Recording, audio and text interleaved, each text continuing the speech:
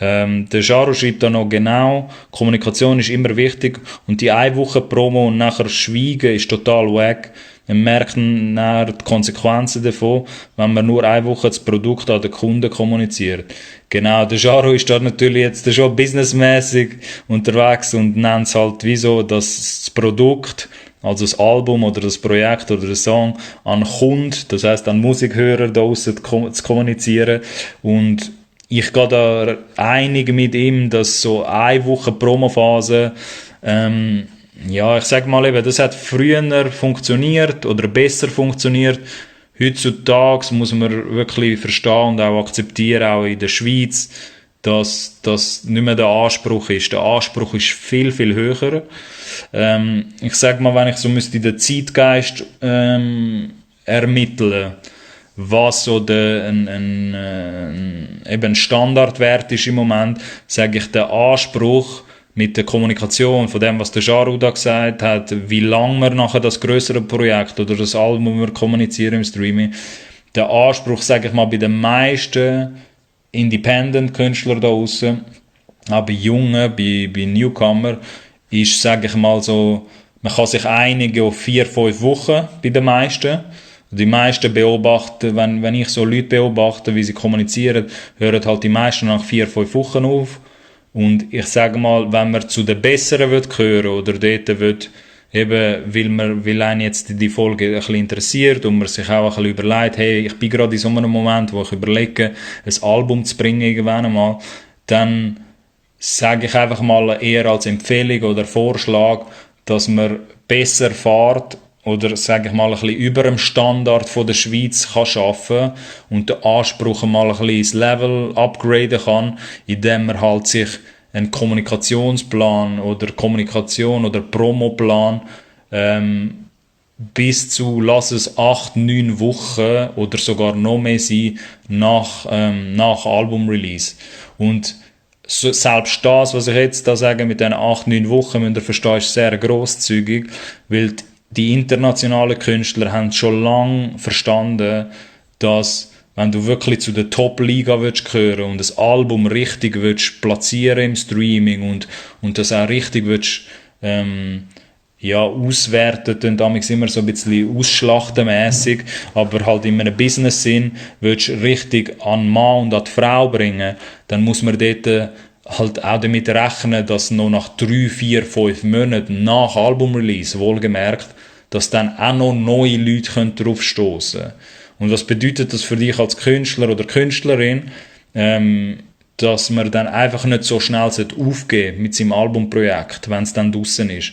Weil was ich jetzt noch sehr oft beobachte, in der Schweiz glaube ich, bei ganz vielen, ist, dass man halt sehr, sehr, sehr viel Zeit vor dem Release investieren, also eben mit allem, was im Studio abgeht, Mix, Mastering, Beats, Selecten, alles so, dass man halt mega intensiv im vor dem Release arbeiten, aber dass man für nach dem Release nicht so viel geplant hat. Und vor dem Release kommen halt dann ganz oft, eben auf das können sich jetzt auch die meisten Schweizer einigen, sage ich mal, der Standard, der langweilige Standard ist so, ja, ich bringe eine Single-Auskopplung oder vielleicht 2 Single-Auskopplungen, eine mit Video, vielleicht wenn das Budget reicht, machst du eine zweite mit Video. Und das bringt man halt alles vorher und dann kommt das Album raus und dann an dem, wo man es am einfachsten sehen kann, ist, wenn man dann auf den YouTube-Channel würde gehen von dieser Person und man sieht einfach, all die Musikvideos sind vor dem Album-Release passiert und vielleicht eben das höchste von den Gefühlen ist, dass nach dem Album-Release, vielleicht 2-3 Wochen danach, sage ich jetzt einfach mal als Beispiel, kommt nochmal ein letztes Musikvideo raus und dann einfach 5 Monate nichts mehr. Und eben das ist dem zu schulden, sage ich mal, dieser alten Mentalität. Aus so CD-Verkäufen, wir müssen vor allem viel in der ersten Woche reinpacken, dass das halt knallt in den First Week Sales. Aber das funktioniert im Streaming einfach nicht mehr. Und wenn euch das Thema interessiert und ihr überlegt euch, etwas in die Richtung zu machen, kann ich euch wirklich nur wärmstens empfehlen, halt den Longtail sich anzuschauen. Alles, was nach dem Release passiert.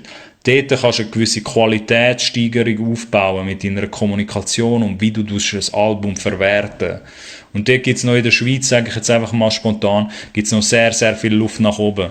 Weil die meisten hören eben nach 5-6 Wochen, hören die meisten auf kommunizieren und dann hört man nie mehr etwas von dem grösseren Projekt, das man rausbringt. So.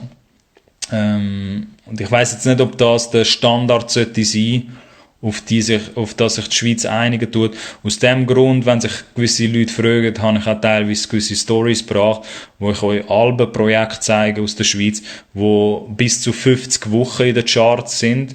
Und das sind Schweizer Künstler, wohlgemerkt. Das sind nicht irgendwelche internationale Stars, von denen ich dann rede. Aber die Beispiele zeigen euch ja, um da ein bisschen die Langfristigkeit dahinter zu zeigen. Die es richtig machen, die spielen mit dem so fest oder können so gewisse Kommunikationspläne so lang strecken und so viel Content machen und haben vielleicht auch noch Ideen danach, dass sie das im Idealfall 30-40 Wochen können weiter kommunizieren oder irgendetwas haben, mit dem sie Aktivitäten können machen. Und ich weiss, wenn mir dann Leute sagen, ja, aber Alex, gewisse Beispiele, die mir gezeigt hast, ich weiss schon, was dann in den Köpfen der Leute vorgehen kann, dann sagen die, ja, aber die Beispiele, die du gezeigt hast, mit 50 Wochen in den Charts, das sind Major-Label-Künstler oder Projekte. Das mag sein, dass ein paar von denen dann über grössere Major-Labels rauskommen, die einfach mehr Ressourcen haben so, und auch mehr Budget haben.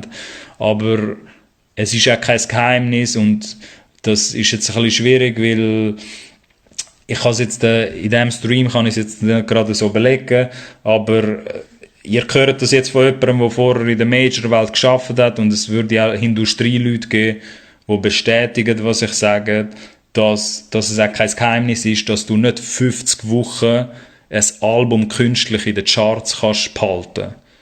Darum, also künstlich meine ich jetzt damit einfach Budget reinpumpen, Werbebudget, so meine ich es künstlich. Darum rede ich halt oft von organischem Konsum, Langfristigkeit, weil die grossen Themen, die es dann schaffen, 20, 30 Wochen in den Charts zu bleiben oder vielleicht irgendwann nochmal reinzukommen, das sind halt meistens die Themen, die halt mit einem organischen Konsum arbeiten. Haben die auch oftmals recht grosse Ressourcen im Hintergrund? Ja, Haben die vielleicht Kommunikationsprofis im Hintergrund, die ihr nicht habt, als eigenständige Künstler oder Künstlerinnen draussen? Ja, auf jeden Fall. Aber ich habe einfach gelernt, du kannst nicht künstlich etwas so lange in den Charts behalten. Das geht einfach nicht. Auch in der Schweiz nicht. Das ist in der Schweiz nicht das ist nicht anders. Und ich fände es einfach ein bisschen schade, wenn der Anspruch von den meisten Newcomer, sage ich jetzt mal, wenn wir es von dem Thema jetzt haben mit Alben und wie kann man die jetzt im Streaming-Zeitalter präsentieren und wie kann man dort irgendwann vielleicht auch chartfähig werden oder ein Album haben, das ein bisschen mehr abgeht.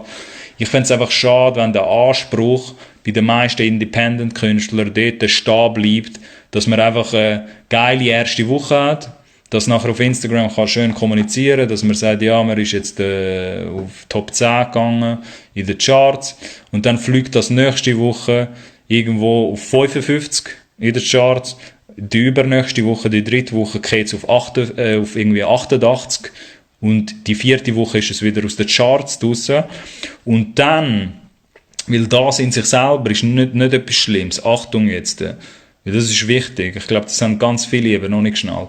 Eben wegen dem Streaming und Langfristigen. Dass es jetzt in der 4. Woche, dass man vielleicht eine starke erste Woche hat und das Album am Anfang fest kommuniziert worden ist und dann geht es runter, die Kurve, sage ich jetzt einmal. Ich habe das jetzt wie so eher aus der Chart-Perspektive erklärt, aber man kann das auch in den Analytics selber nachschauen. Es wird die Kurve am Anfang hure raufgehen und nachher wird sie runtergehen. Bedeutet das nicht, dass sie nachher nicht 8 Wochen danach oder vielleicht auch 15 Wochen nach Release nicht sogar auf ein noch grösseres Niveau kann gehen als der Konsum am Anfang. Versteht ihr ein bisschen, auf was ich raus will? Ich hoffe, das macht ein bisschen Sinn. Ich kann jetzt da natürlich keine Analytics zeigen, sonst würde es ein bisschen einfacher erklärbar sein. Aber ich glaube fast, ich tue jetzt mal den meisten Zuschauer und Fans vom Cola-Podcast dazu muten, dass sie ein bisschen verstehen, auf was ich jetzt da raus will. Weil wir haben ja auch genug Zeit gehabt. zum uns das ein bisschen beibringen oder lehren.